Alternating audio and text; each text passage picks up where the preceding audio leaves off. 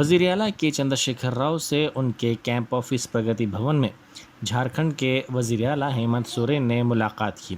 اس ملاقات میں دونوں قائدین نے ملک کی موجودہ سیاسی صورتحال، قومی سیاست میں حصہ لینے کے سلسلے میں TRS کے پلینری سیشن میں منظورہ قرارداد، مرکز ریاست تعلقات، متبادل ایجنڈوں پر تفصیلی طور پر تبادلہ خیال کیا گیا۔ اقلیتی مالیاتی کارپوریشن کے صدر نشین محمد امتیاز اسحاق نے وزیر اعلیٰ چندر شیکھر راؤ کی دعوت افطار میں شرکت کی اپیل کی ہے۔ انہوں نے میڈیا سے بات کرتے ہوئے کہا کہ وزیر اعلیٰ گنگا جمنی تہذیب کو زندہ رکھنا چاہتے ہیں۔ انہوں نے نشاندہی کرتے ہوئے کہا کہ TRS واحد پارٹی ہے جو گنگا جمنی تہذیب کو زندہ رکھے ہوئے ہے۔ انہوں نے کہا کہ BC تحفظات میں اضافے کے سلسلے میں ایک مرتبہ پھر مطالبہ کرتے ہوئے قرارداد منظور کر کے یہ قرارداد مرکز کو روانہ کی گئی ہے۔ اسکائی IMF لمیٹڈ کے بانی شیخ عبد القادر کی جانب سے ملک پیٹ میں دعوت افطار کا اہتمام کیا گیا۔ اس دعوت افطار میں مینیجنگ ڈائریکٹر ساجدہ، وینا، گوپی، سرسوتی کے ساتھ ساتھ دیگر نے شرکت کی۔ اس موقع پر شیخ عبد القادر نے میڈیا سے بات کرتے ہوئے کہا کہ کمپنی کے مسلم اور غیر مسلم تمام ملازمین نے اس دعوت افطار میں شرکت کرتے ہوئے اتحاد اور یکجہتی کی مثال قائم کی ہے۔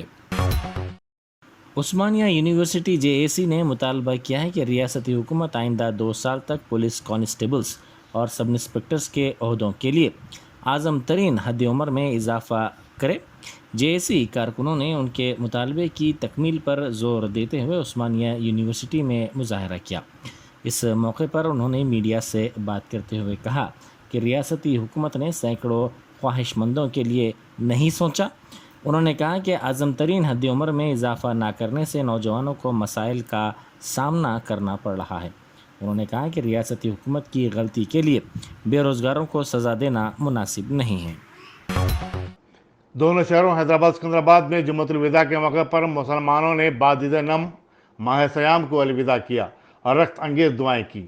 تمام مساجد مصلیوں سے پر ہو چکی تھی اور بعض مساجد کے باہر سڑکوں پر تک صفیں بچھ گئی تھی۔ تاریخی مکہ مسجد میں جہاں سب سے بڑا اجتماع دیکھا گیا، ہزاروں افراد نے نماز جمعہ ادا کی۔ 12 بجے تک مکہ مسجد کا صحن بھر چکا تھا۔ دیکھتے صفیں مکہ مسجد کے باہر اور چار مینار کے قریب تک پہنچ گئی تھی۔ امام و خطیب مکہ مسجد مولانا رضوان قریشی نے خطبہ دیا اور امامت کی۔ مکہ مسجد کے بعد دوسرا بڑا اجتماع شاہی مسجد باغ عامہ میں دیکھا گیا۔ مولانا محمد احسن بن المومی نے خطبہ دیا اور امامت کی۔ شہر کی دیگر دن مساجد میں بڑے اجتماعات دیکھے گئے۔ ان میں مسجد چوک، مسجد افضل گنج، مسجد حکیم وزیر علی فتح دروازہ، مسجد سیف اعظم پورہ، جامع مسجد ملے پلی، مسجد عزیزیہ مہدی پٹنم، جامع مسجد مشراباد اور جامع مسجد سکندرآباد شامل ہیں۔ سٹی پولیس نے تمام مساجد بالخصوص پرانے شہر میں سیکیورٹی کے معقول انتظامات کیے تھے۔ مکہ مسجد کو جانے والی شاہراہوں کو چاروں سمت سے صبح 10 بجے سے ہی بند کر دیا گیا تھا۔ چار مینار کے دامن میں پولیس کے زائد پلاٹونز کو تعینات کیا گیا تھا۔ کمشنر پولیس CV آنند نے خود چار مینار پولیس اسٹیشن سے پولیس بندوبست کی نگرانی کی۔ Additional commissioner order DS Chauhan, additional commissioner traffic M Ranganathan, deputy commissioner police south zone Chaitanya اور دیگر اعلیٰ عہدیدار بھی چار مینار کے پاس موجود تھے۔ صدر مجلس اور رکن پارلیمنٹ بیرسٹر حسن اویسی نے مسلمانوں پر زور دیا کہ وہ حالات سے خائف نہ ہوں بلکہ حالات کا ڈٹ کر مقابلہ کرنے کے لیے کمر بستہ ہو جائیں۔ بیرسٹر اویسی مکہ مسجد میں جمعۃ الوداع کے موقع پر جلسہ یوم القرآن سے خطاب کر رہے تھے۔ انہوں نے کہا کہ اللہ تعالیٰ نے صبر کرنے والوں اور اللہ کی راہ میں مشقت اٹھانے والوں کو اس کا اجر دینے کا وعدہ کیا ہے۔ صدر مجلس نے مسلمانوں سے کہا کہ وہ حالات کے نشیب و فراز سے پریشان نہ ہوں۔ مصائب اور علم میں اللہ تعالیٰ ان کے لیے کئی راستے کھول دیتا ہے بشرطے کہ ایمان اور یقین کو مضبوط بنایا جائے۔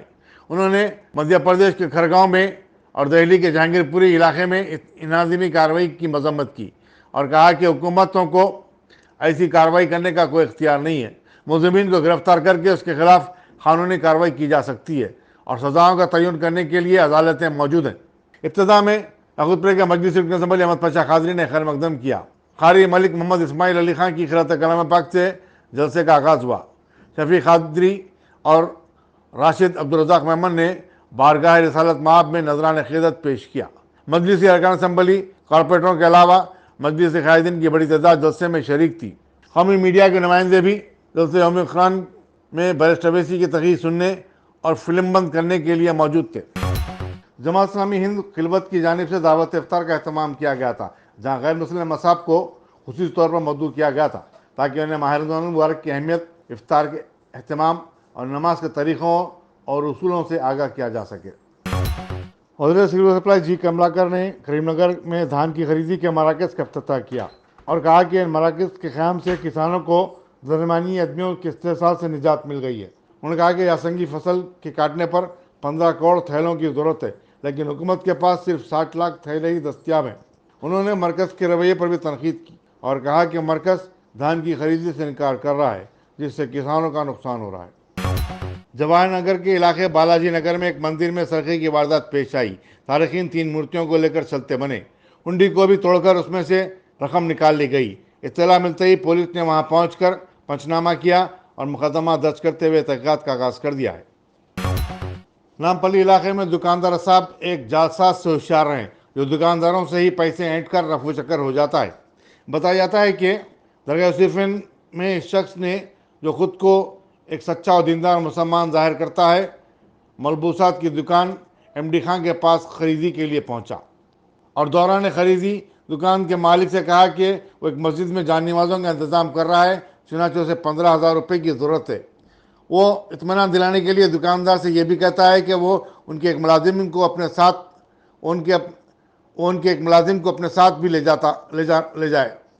چنانچہ وہ اطمینان دلانے کے لیے دکاندار سے یہ بھی کہتا ہے کہ وہ ان کے ایک ملازم کو اپنے ساتھ لے جانا چاہتا ہے اور واپسی میں خریدی کے مال کی رقم اور 15,000 روپے واپس کر دے گا، لیکن دکان کے ملازم کو ہی اپنی موٹر سائیکل پلٹانے کا بہانہ دے کر رفو چکر ہو جاتا ہے۔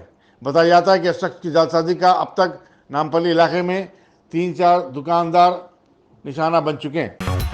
ہندوستان میں گزشتہ 24 گھنٹے کے دوران کورونا وائرس کے 3,377 نئے کیسز درج ہوئے ہیں، جبکہ 60 نئی اموات ہوئی ہیں۔ مرکزی وزارت صحت نے اپنے ایک پریس نوٹ میں بتایا کہ کووڈ-19 سے متاثرین کی جملہ تعداد اب اپنے ملک میں 4,30,72,176 ہو گئی ہے۔ وہیں اس وبا سے 5,23,753 افراد فوت ہوئے ہیں۔ مرکزی وزارت صحت کا یہ بھی کہنا ہے کہ ملک میں صحت یاب ہونے والوں کی شرح 98.74% ہے۔